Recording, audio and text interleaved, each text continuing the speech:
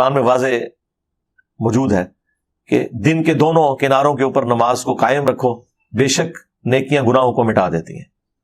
اور اس کانٹیکسٹ میں بخاری مسلم میں حدیث ہے، اس آیت کو حضور نے تلاوت کیا تھا اس موقع پر، اور مسلم میں ذرا تفصیل کے ساتھ ہے.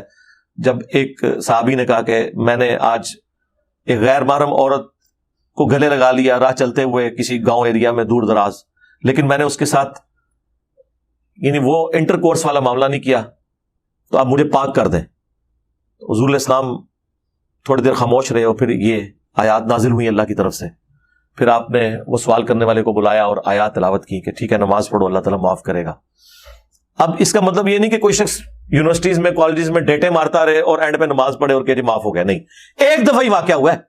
اس پہ اجماع ہے کہ کسی چھوٹے گناہ کو بار بار کرنا یہ خود کبیرہ گناہ ہے.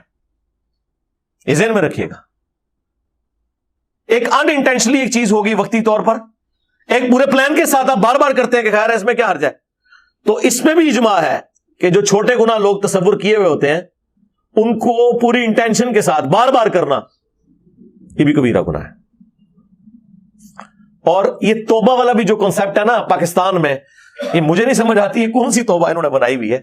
اللہ تعالیٰ تو جو توبہ کا کنسپٹ بیان کرتا ہے نا وہ تو یہ ہے کہ جو شخص اپنے گناہ کے اوپر شرمندہ ہو، اس کے بعد اللہ کی طرف رجوع لائے اور اپنی اصلاح کر لے تو تب اس کی توبہ قبول ہوگی. یہ سورۃ النساء میں بھی اللہ تعالیٰ نے فرمایا، سورۃ النحل کے اندر تو بڑی شان کے ساتھ بالکل اینڈ پہ جا کے آتی ہیں، پارہ نمبر 14 کے اینڈ کے اوپر جہاں سورہ النحل جو ہے وہ کنکلوڈ ہو رہی ہے.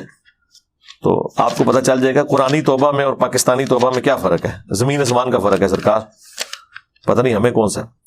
یہ آیت نمبر ہے 119. ثم ان ربک للذین عملوا السوء بجہالہ، پھر اس کے بعد بے شک تمہارا رب ان لوگوں کے حق میں جو کہ جہالت کی وجہ سے، کمزوری کی وجہ سے گناہ کر بیٹھے، ثم تابوا، پھر اس کے بعد توبہ کر لیں، من بعد ذلک، اس گناہ کے فوراً بعد، واصلحوا، اور اپنی اصلاح کر لیں. یہ اصل چیز ہے. توبہ یہ نہیں ہے کہ ایک کام ہوا تو 100 تسبیح پھیر دی توبہ کی، نہ، اصلاح کریں کہ واقعی نماز چھوڑی تھی اب نہیں چھوڑوں گا، روزے چھوڑے تھے اب نہیں چھوڑوں گا، زکوٰۃ میں نے ڈنڈی ماری تھی اب نہیں ماروں گا، کم تولتا تھا اب یہ حرکت نہیں کروں گا. ان ربک من بعدھا لغفور رحیم. دیکھ لیں، شکر ہے عربی اور اردو میں کوئی فرق نہیں، کیونکہ اردو کی ماں عربی ہے. یہ وہ سارے الفاظ ہیں، ان ربک، بے شک تیرا رب، من بعدھا، اس کے بعد، لغفور رحیم، ضرور بخشنے والا مہربان ہے. کس کے بعد؟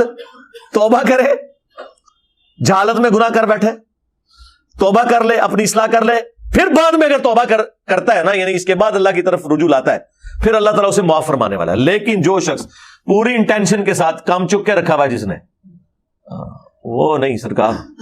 یہ کتابوں کا خدا ہے میرے بھائی. اللہ تعالیٰ اپنے معاملات میں بہت سینسٹیو ہے اس حوالے سے. اس کا یہ مطلب نہیں کہ کوئی نعوذ باللہ ہمارے گناہ کرنے سے کوئی اللہ کی شان کم ہو جاتی ہے. نہیں، اللہ کو کیا فرق پڑتا ہے؟ اللہ تو بے پرواہ ہے، اللہ کو تو کوئی فرق نہیں پڑتا.